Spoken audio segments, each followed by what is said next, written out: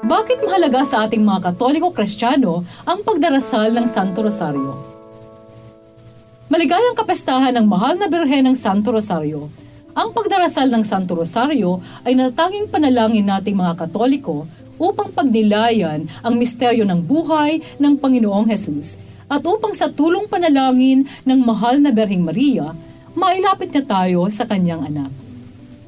Maraming naitalang himala ang maiuugnay sa pagdarasal ng Santo Rosario.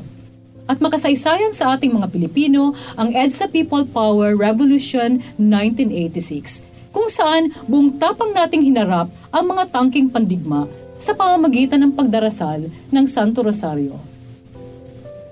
Ito po muli Sister Lines ng Daughters of St. Paul na nag-aanyayang samahan kami sa maikling pagninilay ng mabuting balita ngayon.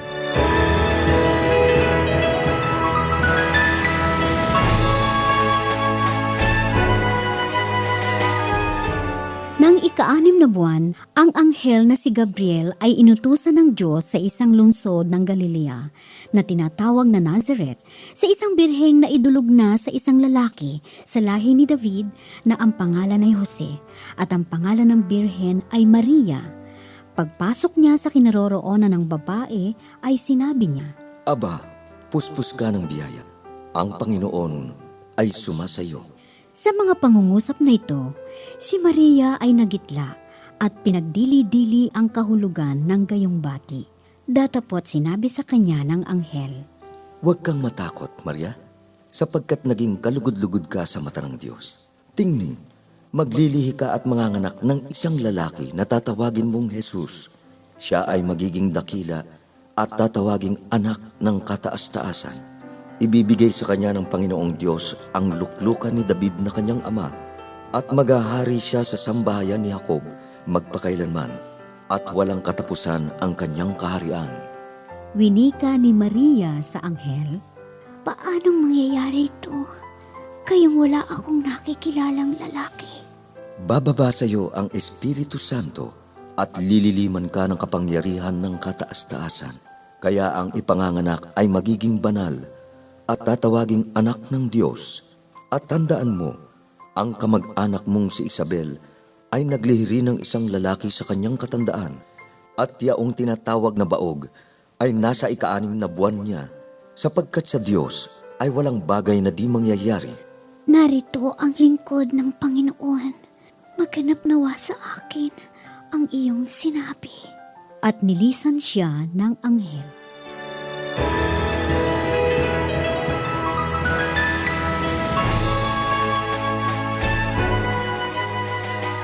Aba, puspos ka ng biyaya.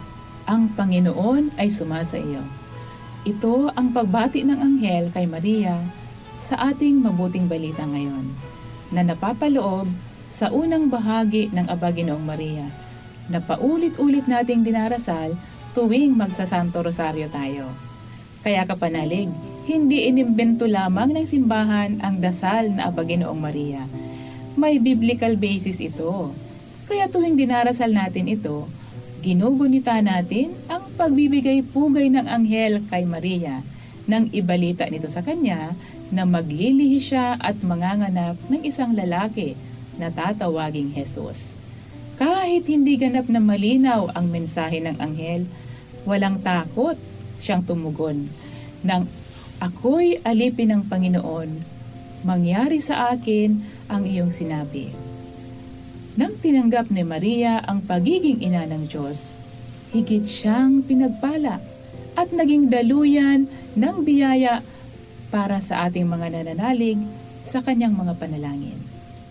Nakakalungkot lang dahil bihira na yata sa pamilyang Pilipino ngayon ang sama-samang nagdarasal ng Santo Rosario.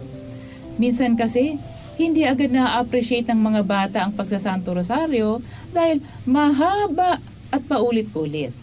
Kaya nga may ilan dyan, nakaranas muna ng kurot ng lola bago natutong magsanto rosaryo. Lalo na sa panahon ngayon, nababad sa electronic gadgets ang mga kabataan. Parang mahirap nang maghanap ng oras na bitiwan muna ang cellphone upang magdasal ang pamilya.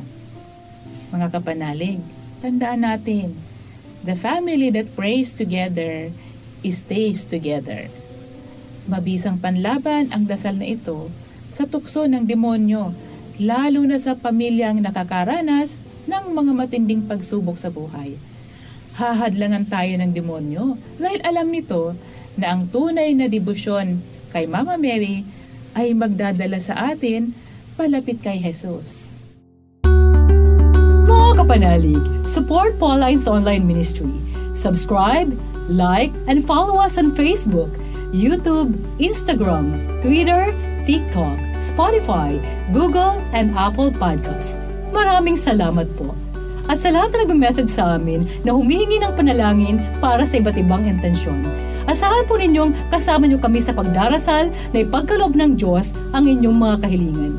Ito po muli si Sister Lines ng Daughters of St. Paul na nagpapaalalang pagdarasal ng Santo Rosario'y ating ugaliin upang misteryo ng buhay ng Panginoong Hesukristo'y mapagnilayan natin.